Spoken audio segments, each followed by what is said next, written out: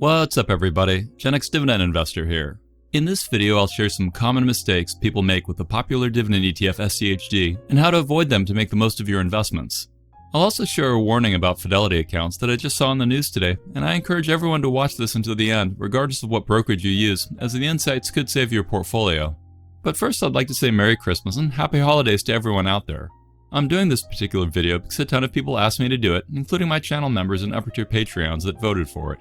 But not everyone felt that way. Like this guy said that we don't need another SCHD video because there are too many fanboys out there with videos already. And he speaks some truth, but I've not seen anyone do a video like this one, so hopefully he won't freak out too much. Now his comment wasn't salty, but sometimes I get spicier ones like this one, which I just got on a video called My $3.3 Million Dividend Portfolio, 131 grand in dividends per year. This guy said, just because a successful person used a horse and buggy 50 years ago, it doesn't mean you should use a horse and buggy today. He was complaining about me holding single stocks in my portfolio instead of ETFs. He continued on recommending that I just buy an ETF and leave the silliness of a 40+ stock portfolio behind. I guess he didn't watch my video too closely, as I actually have 28 tickers, 4 of which are ETFs. Then he finished his comment saying, if you don't want to do it for yourself, do it for your heirs. No one wants your clutter when you pass. And that kind of made me laugh, as I would have loved it if someone had left me a multi-million-dollar cluttered portfolio that generates more passive income than double what the average adult makes at their job. But still, he had a fair point that ETFs are generally better to go with. So maybe I'm making a mistake with my portfolio, but hopefully I didn't mistakenly mistake a mistake in my upcoming analysis of SCHD mistakes. And to kick this off, I'll start by explaining the process by which stocks make it into SCHD, aka their methodology, in a way that you'll understand, though I'll generalize minor aspects to speed it along. SCHD is Schwab's US Dividend Equity ETF, and its managers try to track as closely as possible the total return of the Dow Jones US Dividend 100 Index. That basically means that they try to hold the 100-ish stocks that are part of that dividend index.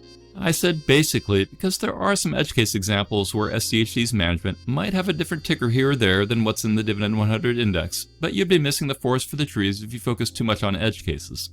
Okay, the Dow Jones US Dividend 100 Index picks its tickers from the universe of US public companies, of which there are literally thousands. It excludes REITs and MLPs, probably so that ETFs like SCHD can generally pay out qualified dividends for those that hold it for long enough. And that actually leads to a mistake people sometimes make with SCHD, which is thinking that it will only pay out qualified dividends. But if you look at the prospectus, it calls out that some distributions may be paid out as ordinary income. Continuing on, the Dividend 100 Index algorithm then throws away stocks that don't have at least 10 consecutive years of dividend payments, which means about 90% of companies get removed. Then it throws away smaller companies that don't have a minimum float-adjusted market cap of $500 million, which is like another 20% get axed. Then it wants its tickers to have a minimum 3-month average daily volume in trading of at least $2 million, which translates into another 20% cut.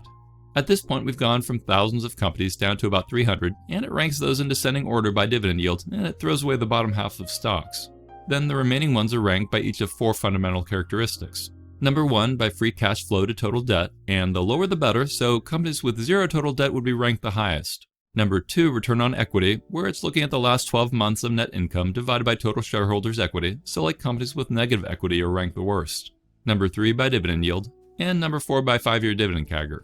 Those 4 rankings are summed to create a composite score, and the remaining stocks are ranked based on their composite score ordered from best to worst, and the index takes the top 100 scores. That's basically how it works, though there is more to it, like they have rules which do things like try to reduce volatility when they rebalance the 100 holdings, and they give a bit of preference to a stock already in the index, kind of like tie goes to the runner using a baseball analogy. And all that actually speaks to a very common mistake I see people making about SCHD, which is not understanding that it follows the 100 Dividend Index, which itself is basically just using an algorithm to pick its stocks. Sometimes I see comments where people are like, why did SCHD get rid of such and such stock, or why did they add that? That blows. And they're not understanding how the ETF works. And in the same vein, they might make another mistake, which is praising the managers of SCHD or being annoyed with them based on how much its dividend is increased by, even though it's really the algorithm doing the vast majority of decision making.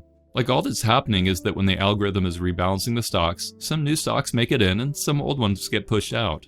Those changes ultimately impact what the new yield is and what the dividend CAGR is. Thus, it's important to realize that SCHD isn't a company whose board of directors votes to increase their dividend due to growth and blah blah blah. I mean, the amount SCHD pays out depends on the aggregate dividends received from the fund's holdings. SCHD just pools the dividends it receives from its holdings minus fund expenses and pays them out to shareholders, typically on a quarterly basis. The dividend payout is a reflection of the fund's holdings and their respective weightings rather than by a decision of the fund's managers. So TLDR, if someone says, why the heck would SCHD drop Broadcom, it's an awesome stock, then either they don't understand what's happening, or they do and they're just complaining. The takeaway being that it's not the managers are thinking Broadcom sucks, it's that the algorithm drops it because it doesn't pass the various criteria that are in place for inclusion in the ETF or index. And actually, that reminded me of a comment I got this week where someone said that they thought it was deceitful for SCHD to rebalance their ETF and bring in higher yielding stocks because that will fool people into thinking they raised their dividend rather than just ended up with some higher yielders. Hopefully now you understand why it has nothing to do with deceit for SCHD to rebalance their ETF, as well as why SCHD's payout fluctuates and tends to go up over time, even though that's not guaranteed. It would be a mistake to think that dividend increases will continue on year after year in a guaranteed fashion. I mean, I can pretty much guarantee you that the time will come when SCHD payouts will dip for a while, perhaps when there's been a lot of chaos in the markets for an extended period of time. Anyway, there is more to the algorithm that is used to select stocks beyond what I've just shared, like they have rules where stocks are weighted based on a modified market cap approach, and no single stock can represent more than 4% of the index, and no sector can represent more than 25% of the index. And in fact, that ties to another common mistake I've seen people make, which is to think the 4% rule will limit any position in SCHD from being more than 4% of it, but it actually doesn't. Some stocks may go above 4% for a variety of reasons, such as due to strong performance, which contributes positively to total returns, benefiting investors. For example, take a look at the left-hand side of the screenshot, which lists SCHD's top 10 tickers as of December 17th, which is when I was working on this section of the video, and on the right-hand side are the top tickers in the Dividend 100 index as of November 29th. Unfortunately, I couldn't find a source that showed me in real time what was in the Dividend 100 index, but for all intents and purposes, it's what's in SCHD. Okay, on SCHD's side, we see BlackRock as its number one holding at 4.75% of it, and then it has Cisco, Home Depot, Bristol-Myers Squibb, Chevron, Verizon, Altria, UPS, Texas Instruments, Pfizer, Pepsi, and AbbVie. Those are all decent companies, and I currently own 5 of the top 10 in my personal portfolio, and I own SCHD, which is my top position. On the Dividend 100 index side, we see basically the same ones, just in a slightly different order due to portfolio movement and such. Another common mistake some people make is not realizing that the top 10 tickers in the SCHD are like 40% of it, which is a lot for an ETF. Now, I'm personally okay with that, because for me it's more about the quality of the tickers it holds, plus my top 10 tickers make up 53% of my portfolio, but regardless, it's something to be aware of and be okay with. SCHD is around 7% of my portfolio, so that means that SCHD's top 10 tickers are only 2.8% of my portfolio, so I'm not at all concerned about SCHD's position sizes. Like, it means SCHD's biggest current holding in BlackRock, which is the world's largest asset management firm, would only be 0.3% of my portfolio, thus its size is nothing that bothers me. Bottom line, I like the algorithm that it uses to pick stocks, though note that SCHD's portfolio managers do have a little bit of flexibility to deviate. Like, they may sell securities that are represented in the index in anticipation of their removal from the index, or buy securities that are not yet represented in the index in anticipation of their addition to the index. They can also adjust things based on mergers and spin-offs, and may use futures contracts to optimize returns and align to the index and such. Moving on, another area where some people are in the dark is about SCHD's overall sector coverage relative to the market and how that may impact things. For example, take a look at the sector weightings of tickers for SCHD on the left versus where VTI is today on the right. What we see is that financials are overweight in SCHD as they make up about 18% of it, whereas financials are only about 12% of the market as represented by VTI. Now for me, who's light in financials, I actually like that. I've had a bias against financials since the global financials banking crash of 2008, which I know I got to overcome, and owning SCHD helps push me in that direction. But you also got to realize that SCHD's sector composition will keep changing and not necessarily align to the market. Like, a big area for potential concern is how light it is in tech. We see that tech is only about 9% of SCHD, but it is 33% of VTI. My guess is that tech will outperform in the long run, so that alone may speak to why SCHD could underperform the market. Of course, if the market gets hammered and crashes, I'd guess that SCHD will lose less than the market, but who knows? Moving on, another common mistake I see people making is looking at the bottom holdings in SCHD and complaining that they're weak stocks, but the bottom 10 tickers added together are like 0.3% of it, so don't fixate on things that are like decimal place impacts. Another kind of mistake I see people making is saying that SCHD isn't going to deliver returns like income ETFs, but what they don't realize is that SCHD isn't a high-yield ETF. It focuses on decent dividend-paying companies, and its yield is attractive relative to other dividend ETFs out there, as I showed you in my last video, but it's still lower than dedicated high-yield ETFs because SCHD prioritizes dividend sustainability and growth over absolute yield. Long-term, I'd bet you that SCHD will have better total returns than any income ETF out there.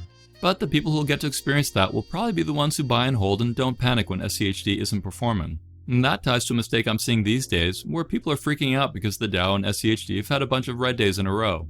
Freaking out is more in the realm of what a new investor does, as savvier investors tend to like when prices drop because that allows them to acquire shares cheaper. Or the savvy investors don't care either way, because long term they know that things will trend towards the inherent quality that the ticker represents, so price movements don't do much to their psyche.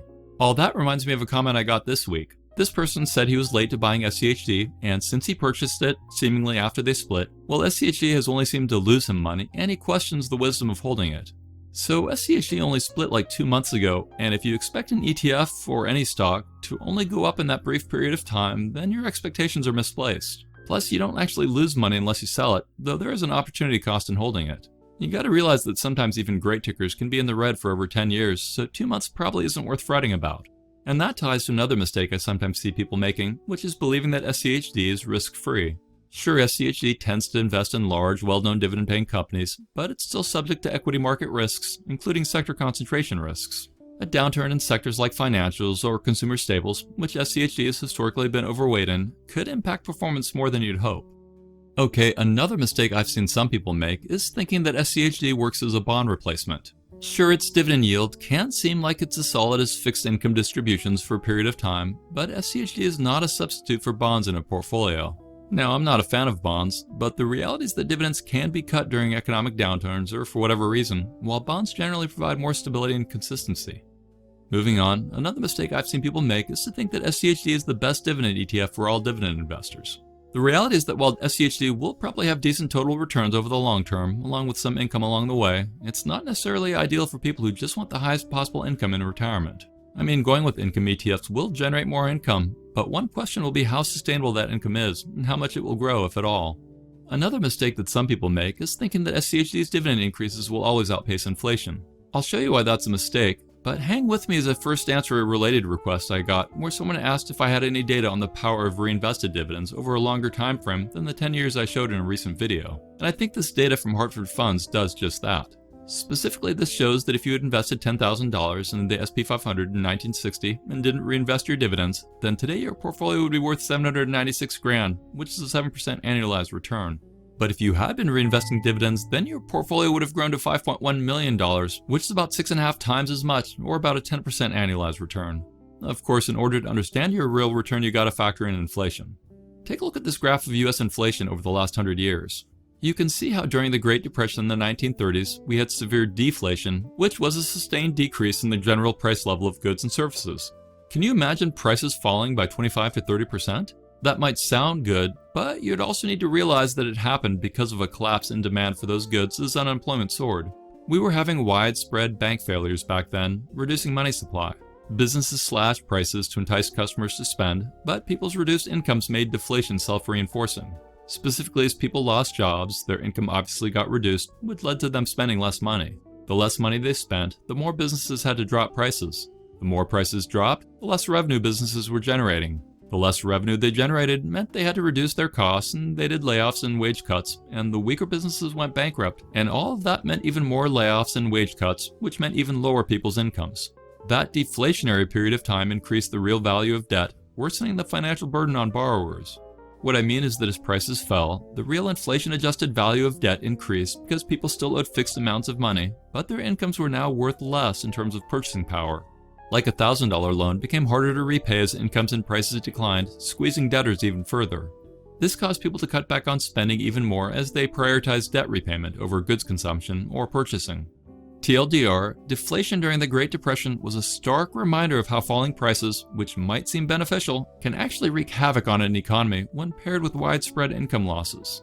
That being said, that was about 100 years ago, so what about more recent examples of inflation going bonkers? Well, in the 1970s and 80s, you can see that we had periods of super high inflation that was relatively sustained.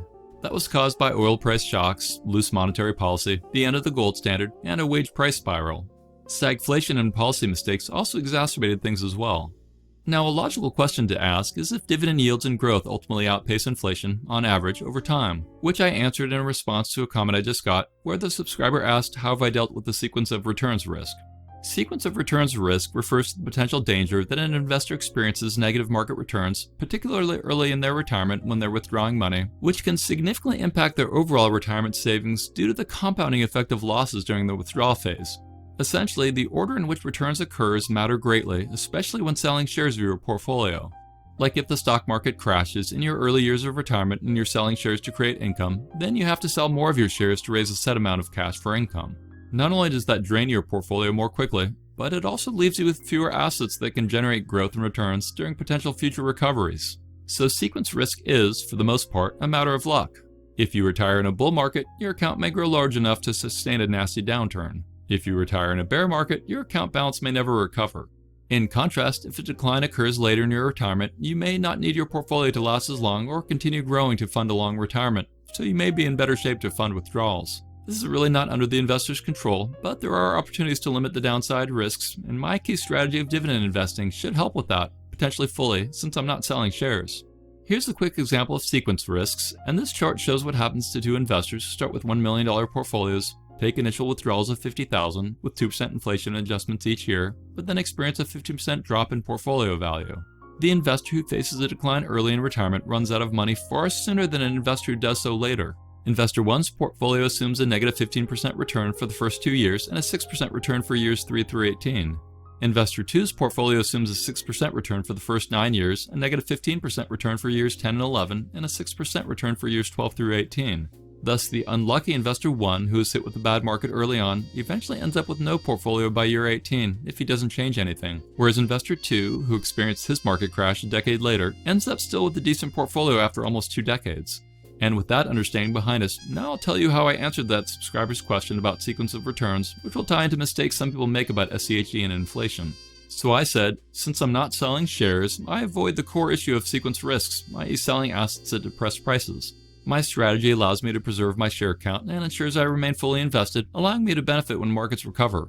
For me, income stability matters more, so instead of focusing only on portfolio value, I put lots of focus on the sustainability and growth of my dividend income. If my dividends remain stable or grow, market volatility has little impact on my ability to cover expenses.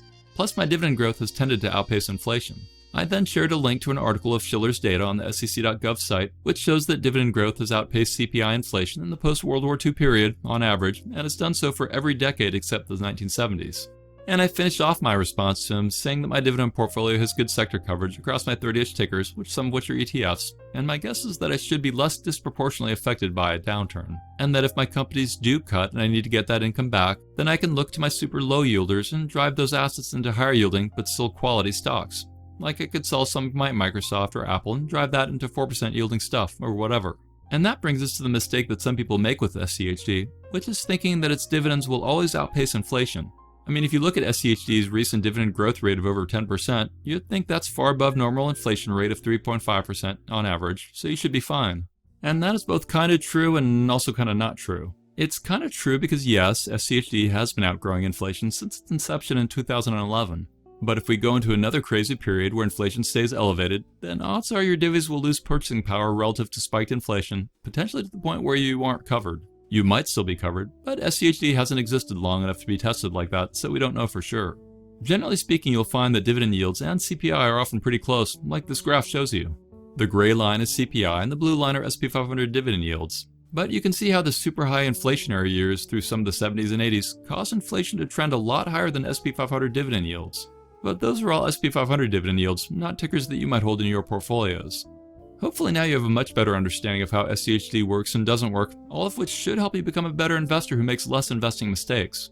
Now I want to switch gears and share an important piece of news from a clip that just came across my feed, which is a warning to Fidelity users, though it really applies to all brokerages. Now at 6 o'clock, concerned retirees from across the country have been reaching out to Channel 2 Action News after we told the story of an 86-year-old Georgia woman who had $50,000 stolen from her Fidelity account. Channel 2 consumer investigator Justin Gray is here now with us. And Justin, other victims are telling you they had similar experiences. And George, I spoke today on the phone to a woman who emailed me about her 96-year-old mother. She had nearly the identical experience of the Fayetteville woman we interviewed, one of several people who wrote to tell me about their retirement accounts being compromised. 86-year-old Nancy Smith's determination to fight after more than $50,000 was stolen from her Fidelity retirement accounts has been drawing attention from all across the country. Other Fidelity customers with similar experiences reaching out to Channel 2 Action News. This person had had access to my account for over a month. Mark McConnell contacted me from Renton, Washington. In October, he discovered someone else's name added to his Fidelity trading account. Robin Gunnick wrote me from Wisconsin after seeing Nancy's story. Quote, my 96-year-old mom had the same thing happen to her. On October 11th, a joint account was opened in her name. There was a withdrawal of $20,000.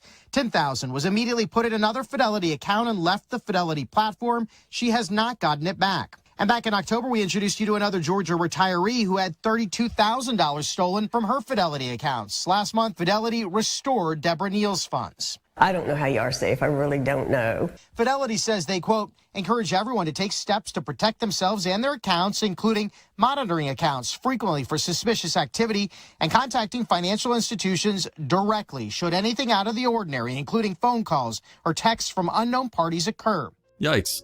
Now, some of the situations are under investigation, and it's possible some might be a mistake or something instead of theft, but regardless, your takeaway is to make sure that all patches are applied on your devices, that you use strong passwords, that you check your brokerage accounts every so often, that you set up alert notifications, and you should probably use the highest level of security that your brokerages offer. Like I have multi-factor authentication enabled on our Fidelity accounts, which means that beyond just a password, I also have to put in a series of digits that changes every 60 seconds based on another security app that integrates with Fidelity. And with that, I'll close things off and ask you to do me a favor and hit that thumbs up button, subscribe if you haven't yet, and click that bell notification, as all that really helps. Please leave me a comment telling me if you appreciated this video, and or tell me of any future videos you'd like me to do. And consider becoming a channel member like these folks did by clicking on that join button below.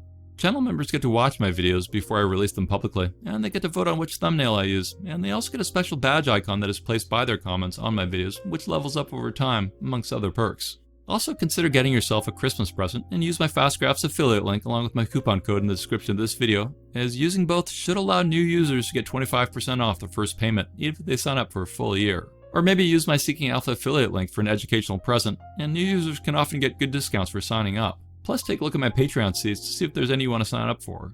Finally, don't forget to join my free Dividend Discord chat server, which has over 11,000 Dividend investors on it from 83 countries around the world. Thanks for watching, stay positive, and I'll talk to you again real soon. Remember, I'm not a financial advisor, and my videos are for entertainment and inspirational purposes only. Investing of any kind involves risk. I'm only sharing my opinions with no guarantee of gains or losses on investments.